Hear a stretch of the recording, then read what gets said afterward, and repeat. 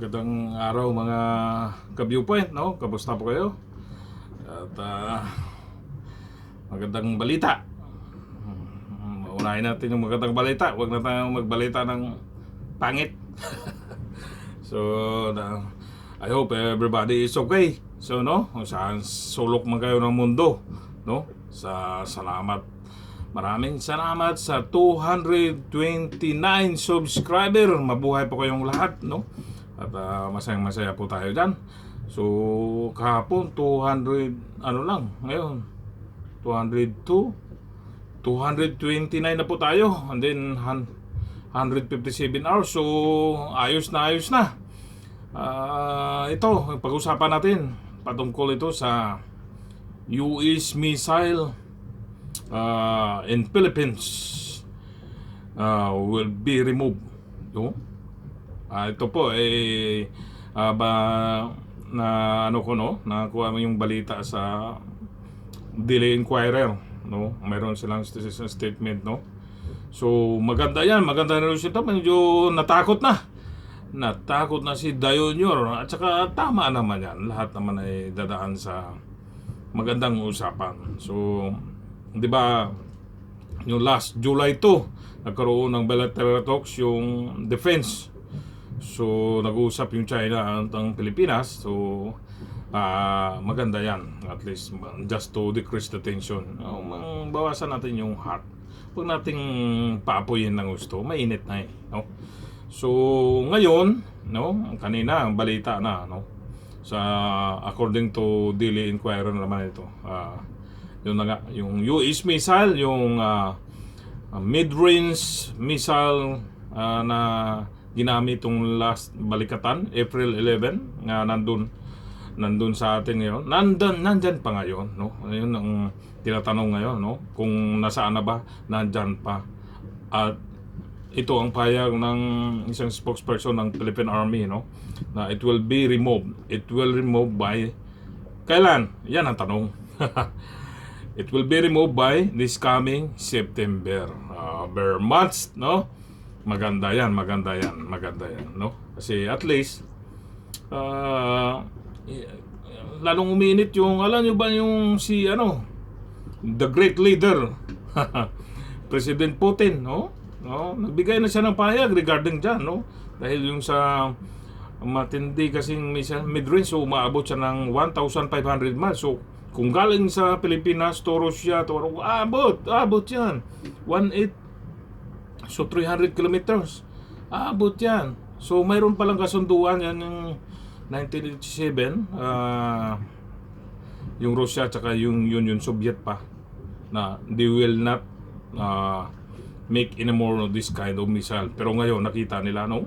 Siyempre Russia yan, amigo, Russia. So si Tatay Putin, no, get angry.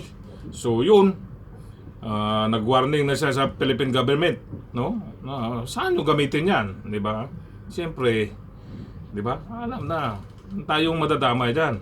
So maganda yan, magandang sign, maganda, no? At least yung prayer natin, mga kababayan, daan-daan na sinasagot.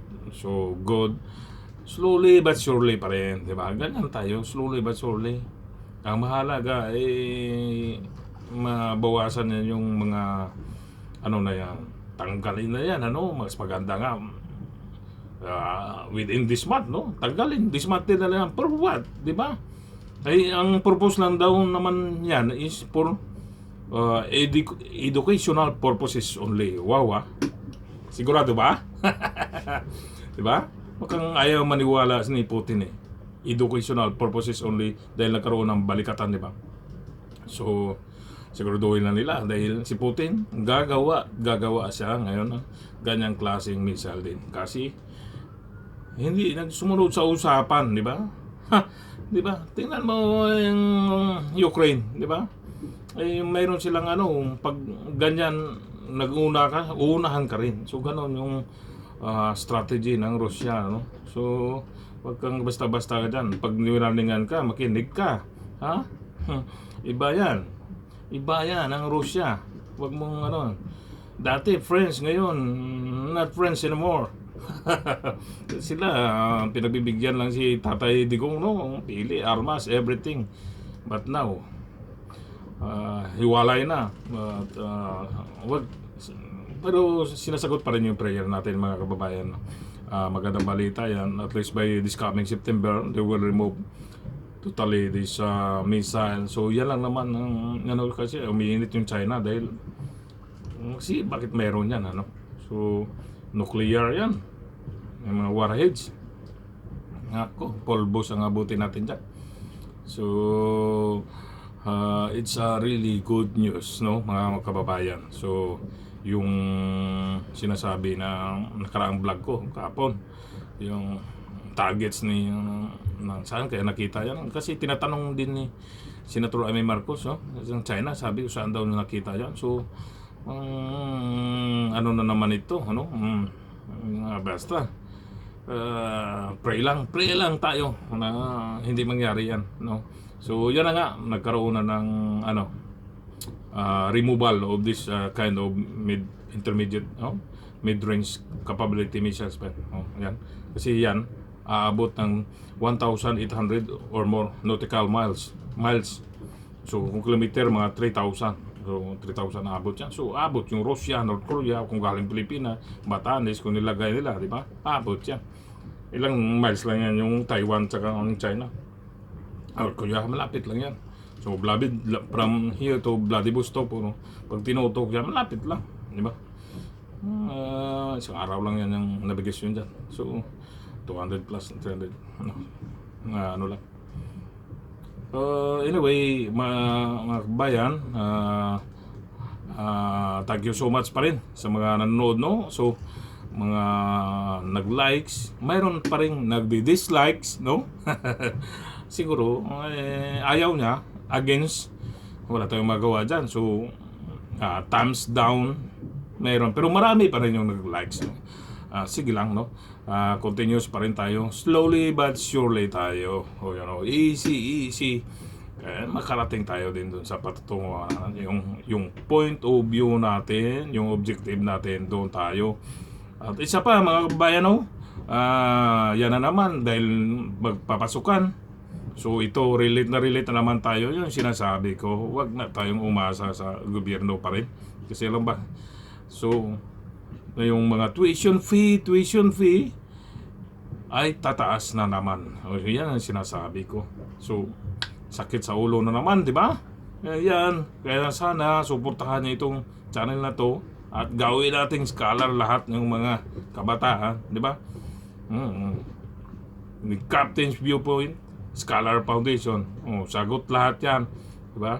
Pag ano na tayo, makapag-generate na, naku, gusto ko nang umpisahan nga eh. Pero siyempre, yung channel natin eh, maliit lang. Kakaumpisa ko lang last month. Anyway, it's a big improvement. Easy. Slowly. I'm trying my best to vlog every day. Medyo kahit busy, medyo ano lang ako ng konti. Banat na naman tayo. Dik na naman tayo, okay? So, yun na. Taas na naman yung tuition. So, sana, no? Tumataas na lahat. Magkano na ba ang bigas? 20, 29. Grabe na naman. Pasakit na naman sa ulo yan sa mga magulang, sa mga parents, di ba? So, yun, no? Kayong may mga estudyante kayo, pakishare itong channel. Panoorin nila at mayroon silang mapupulot, di ba? I will nagbigay kayo ng suggestion. Baka may mga suggestion pa kayo.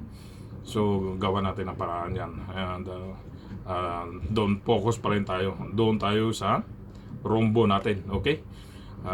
May awa ang Diyos, no? Yan, sinasabi ko, pamahal na. So, paano na, wala nang mag-aaral, di ba? So, wala na, sira na yung kinabukasan pag huminto tayo eh. Mag-iiba na yung gulong ng palad. Pero huwag kayong maniwala sa gulong ng palad. Ikaw ang gumawa ng guhit ng palad mo. Anuhin mo yan. Huwag ka maniwala na sabi na ay, ganito na talaga ang guhit ng palad ko. Siguro ganito. No. Wala yan. No. Baguhin nyo yung point of view nyo. Wala yan. You are the one who make the maneuver para sa sarili mo. Maniwala ka sa akin. Yes. Huwag kayong maniwala sa mga guhit. Ganito na talaga. Walang mangyari pag hindi ka gagawa, di ba? You must do something.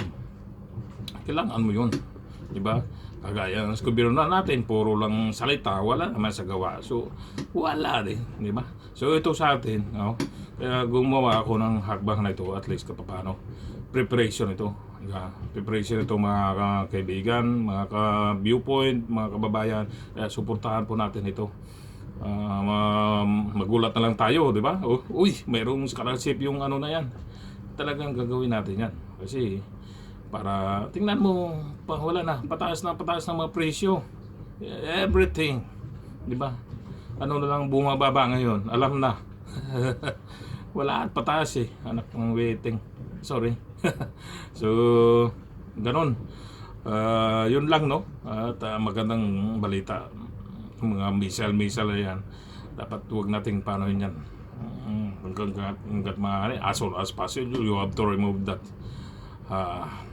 Hindi naman unnecessary ano yan. Hindi yan for good, kundi for bad yan Gera yan nakakamatay, di ba? So dito tayo sa masaya, progressive, di ba? Safe, no? Doon yung secured, ganoon, di ba, mga kababayan? So sigurado mayroong magdi-dislikes pa rin dito, no?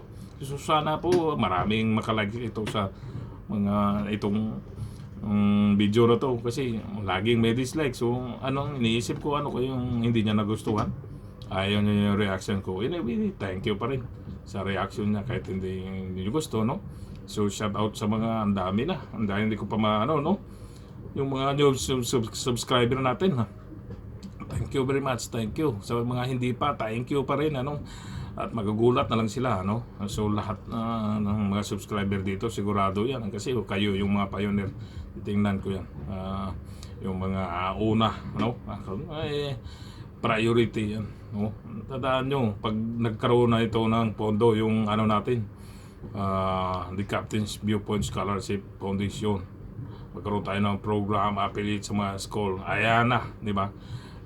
Siyempre mga subscriber lang ang beneficiary unang-una. Napaka-importante yan kasi kayo yung nag-umpisa sa ano na ito, dahilan ng channel na to, para ito ang way, itong magandang platform para magkaroon tayo ng pondo. Huwag tayong umasa sa gobyerno, okay? So thank you very much for now, no? Yan yung latest. Ayaw ko munang itapik yung ibang mga away-away sa Senado, no? Wala tayong ano, yung good news lang muna tayo. Walang kwenta. sorry ha. Yun. So nasa ano tayo, medyo positive na ngayon yung mga move. Sana tuloy-tuloy na, no? At hindi na muna ako magtagal, no? Medyo busy pa.